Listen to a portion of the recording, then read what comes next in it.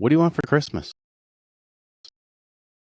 Oh, that's a good one. What would you like for Christmas? Well, there's a program I want to go through that would cost a good chunk of change. That's kind of been at the top of my list. A deck in the backyard would be nice. I'm probably not going to get that though. It's cold out. One in the summer would have been nice too, though. But maybe next year will be my year for that. Comes in weird times, anyways. No, I just want to have. This year I just want to have a low key Christmas. You know, I've really enjoyed that we've done a lot of baking. Yeah. The past few years, I enjoy that far more than I thought I ever would. I have a lot of flour. Yeah. I have a lot of flour. Would you? Yeah, and just a lot of flour. Mm-hmm. Yeah. You know, and I just want to sit around and just relax and watch little man open his stuff, and I enjoy that. So. Well, stock up on butter right now, okay? Because it's going to be really crazy coming up. It's true. Yeah. What do you want? What do I want for Christmas? Mm-hmm. I already bought it. I know. I am like, why? I don't know why I asked. Well, it's I don't mind. I love the same thing. Lower key Christmases have always been. You're one of the hardest people in the world to shop for, because he is just the type where if he sees something that he wants or thinks about something that he wants throughout the year, he just goes ahead and gets it, whether or not I know about it. So, because what did you buy? And I was going to get it for you. And I was like, well, there goes my Christmas present idea for you. I can't remember what it was. Me either. I can't remember, but I remember getting. I'll think of it. I did get in trouble. It's going to get you. So. Well, thank you. Don't expect Santa. Much this year. Thank you, Santa. Yeah. Don't worry. Santa's real. You already had your Christmas present. Yeah. Welcome to the Teacher's Curse. I'm Annie. And I'm Kevin.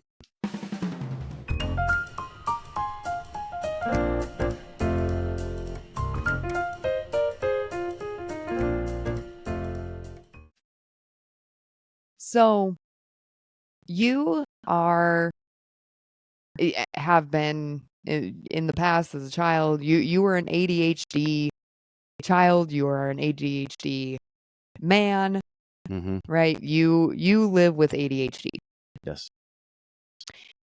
We are now raising a child who is exhibiting very much the same characteristics. Right. And as somebody who is not ADHD, I have my own things. Don't worry. I too am a mess. But what is what's your take on that? What has that been? Because what I've noticed with him is it's starting to come out a lot more.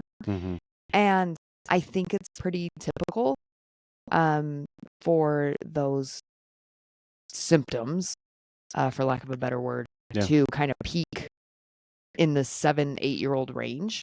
And he's 6, he's going to be 7 in a couple of months. Right.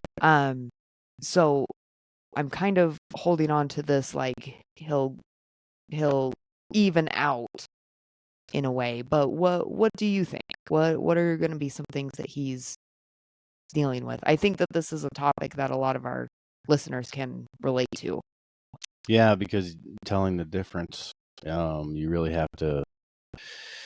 And that's where the teacher's curse comes in, because if you have any psychology in my education and my real life and all of that, it's not hard to cross things that are too ology. Is that something you can say? Jargony. Yeah, and so it's hard to make sure that you try not to do that. Don't panic. Okay. I panic over everything. Right. But parents, I mean, let them. It's not free range kids. That's not what I'm talking about to do this thing. But they need to be standing at desks. They need to, I don't mean all the time. I mean, you as an educator or a parent know when it's time. It's just, do you want to put your phone down, or do you want to make sure that those are being met? Yeah. When you're doing that. When is that time for you? When you're watching him and, where's that line of, oh, he's just being himself, to that needs to be corrected? When they stand up and they look around, right, and they just break, totally like working with whatever they are or entrenched in, and he stands up and he just like takes off. Yeah, just takes off. It's Right. like, hello, right, and then right, we're doing something. right, and then they kind of Yeah. they go back to doing what they're doing. It was like, oh, I lost something, but you didn't lose anything. What you lost was your mind for a second, and your body needed to say, I need to go, and I need to think about something else for a second. So when I see that, that's why I'll stand up and say, all right, outside, you're gonna go clean with me, or you're gonna go do something. But during the school year, when he's at school and at home, we have certain parameters of teaching him to settle down, even at home. Like, okay, now's the time to be home and you can be a child, and he's playing on his own, and he's doing those things. But he'll sit for hours on something that he likes, and that's usually an ADHD kid. Right. The hyperfocus. The hyperfocus. Yeah. I'm Oh yeah. hyperfocused.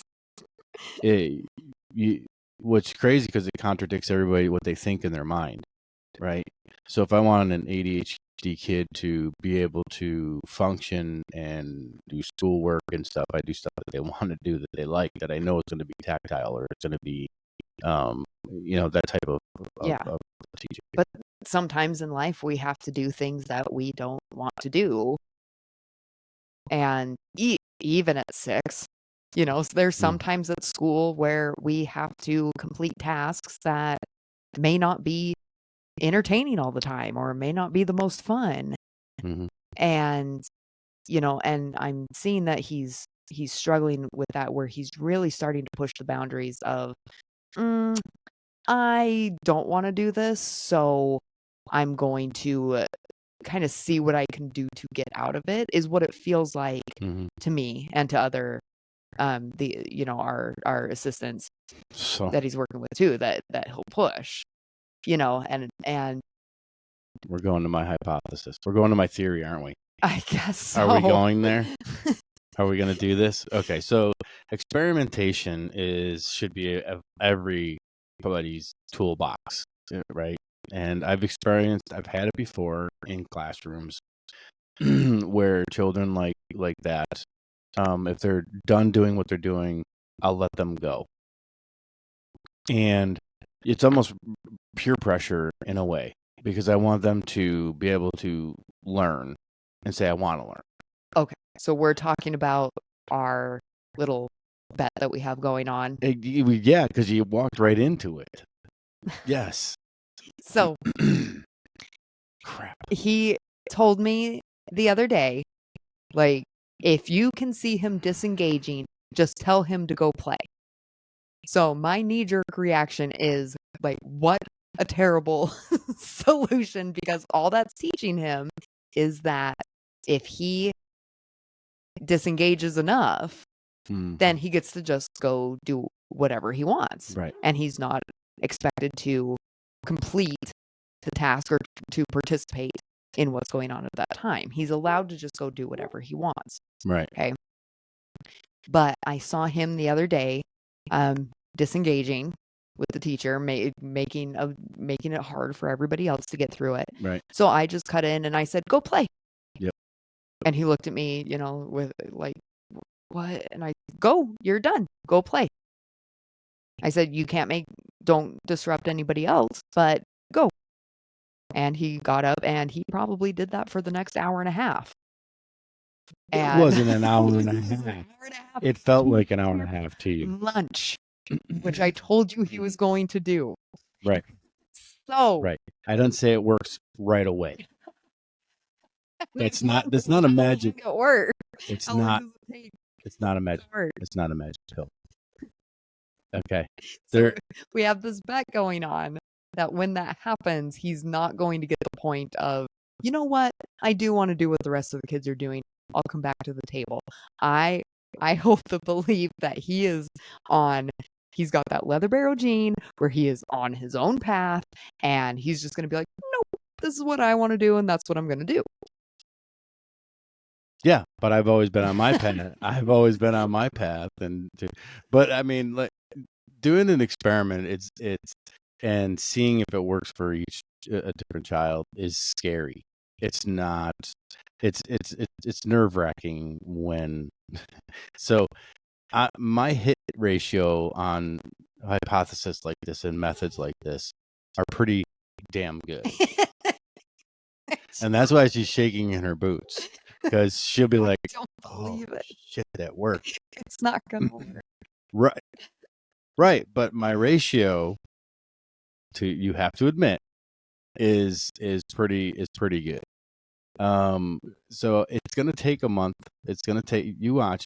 I can't put a specific time. Some kids are faster than others, where they want to be back engaged with everybody else because they look and they see that I'm not the center of attention anymore. I'm done being alone. But you have to teach that lesson too. He did tell me later because the other kids weren't sure if they were. Oh, you holding shit? You holding stuff from me? Okay, go ahead. I just thought of this. He was, he got upset. He told me later because the other kids weren't sure if they could interact with him because they saw that as like he had been banished and he is not to be Ding dong. And she was saying, you can't talk to Elliot, he's in trouble. I was like, That's not. well,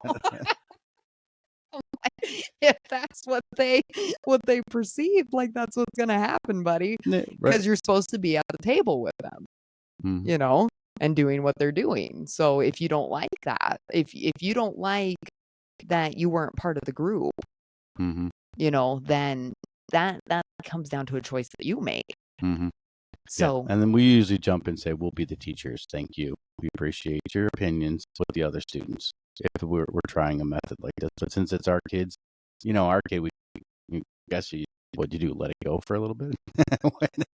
But don't kibosh mine. Don't kibosh. Right. I just wanted to see what would happen. And, our assistant teacher was doing the same thing too. She's like, do you want me to have him do this? And I was like, don't prompt him. Just let him make his choices. Yep. Let the other kids kind of guide do what they're going to do with it. Yeah. It's going to. I mean, it's again, you have to understand psychology, child psychology, and the nature of a child. ADHD, ADD, whatever you want to call it, if it is a true diagnosis, and you can whatever that means to people. Right? So, but that's kind of that's at school. At home, right? What are some of the struggles that you're kind of identifying from your perspective? Well, and I have to be honest in this, though. Here's the teacher's curse. I'm tired. I'm done. Right. And I'm done, especially if I'm going to have the younger elementaries. I'm done entertaining that, and that's where parents should be interacting with them, playing with them, diverting them from that. I'm not talking about reading or writing or doing any of that stuff. Whatever their downtime is and how they're working with that, there has to be some type of integration into that. And that's the teacher's curse. It's really hard to and know that that's what they need.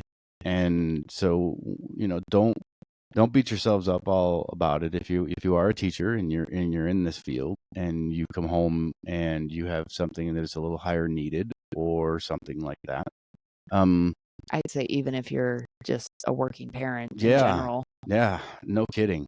And you're done. And I'm sorry. I'll apologize for our society that we live in. So that's it's really that's where it stems from too. You can't get around that. You just have to try harder and try to be there when the ADHD kicks in and they need to talk or they need to say something or they're doing something off of their hyper focused. Yeah. We don't give our child a computer right now. He doesn't have a tablet. He does watch TV, but it's restricted to what we want. It's usually learning. Yeah, I mean, he's even still just on Curious George. He loves Curious He George. loves Curious George. And Paddington Bear. Paddington Because I Bear. think he relates to them. I do too. I do too. Right. He understands them. Right. And when you get home, we're very strict. He also has to be to bed at 7. Yeah. And so we have this very big routine. So ADHD kids. And I've noticed on my end, because I'm, in all honesty, right, I'm the one who set those routines with him early on, because I knew that was going to be something that he needed, where he was going to need that high structure. It was a pretty far fetched. I mean, it's a guess. It's a guess. You can prepare yourself for that. I would assume. Right. You assume. And he did really, really well in it for a long time. I'm noticing that he's really wanting to break away from that routine. Yeah.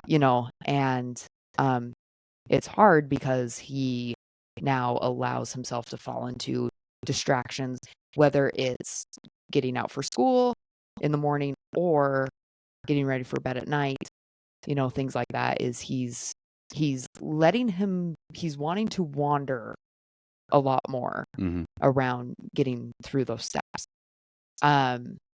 which is something that I need to work through to understand. And it's easy for us to get frustrated over it because it's like, dude, just get to bed. Like, it's not, you do this every day, right? Is that something typical that you see with any child, I guess? I'm thinking within his age group.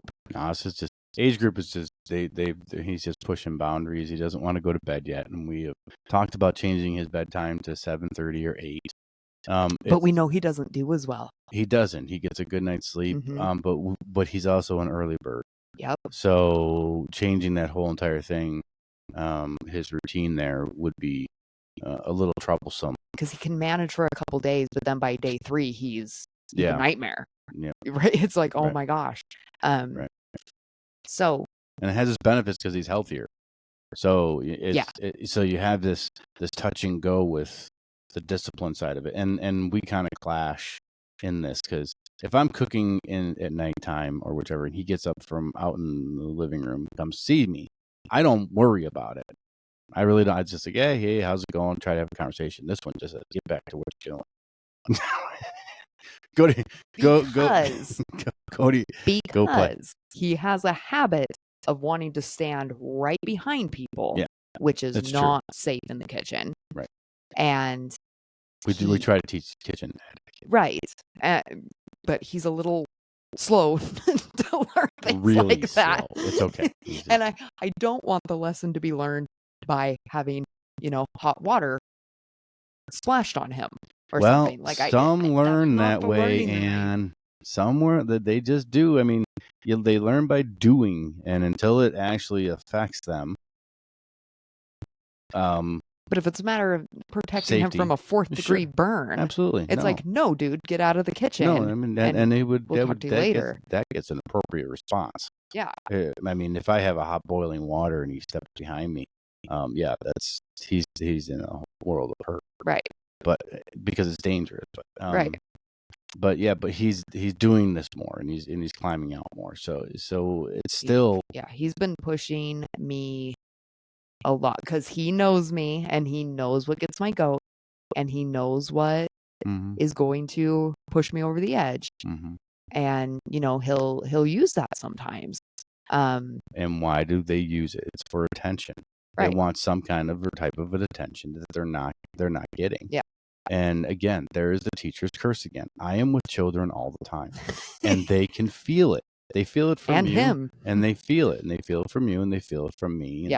And that pushing away again brings them to saying, "Oh no, they don't want me. They don't. That what's the matter? What's going on?" Although he's loved very much, it's not. That's not saying that that's like happening. But think of their little brains. Yeah. So when you're when you're a teacher working all the time or whichever you're doing, and you have that short window in there with kids that have ADHD or just growing as a whole, we have to remember to interact that more, and don't talk to your kids like children when they're like this, because they're actually very, very intelligent at this time. They are the biggest right now. Yeah. And they know, and they can tell. They can have a conversation with you. Well, and I think that's another thing that gets misconstrued is, okay, maybe he doesn't know. I think that he should know. I know that it's things that we have talked about before, but it gets to a point where I'm like, maybe he doesn't know. No, well, no. Right? Well, you have to How do count you the balance frontal that too? lobe. We Yeah. have, especially boys, we have this frontal lobe that does not want to develop. It does not want to develop. And the other part of the teacher's curse that's frustrating. It's frustrating, and it's a really great thing too, because we're so talented with other people's kids. Yeah. All of the kids that I have worked with, that I have been able to get to follow me. That's not hyperbole. Right? And trust trust what I'm doing. Yep.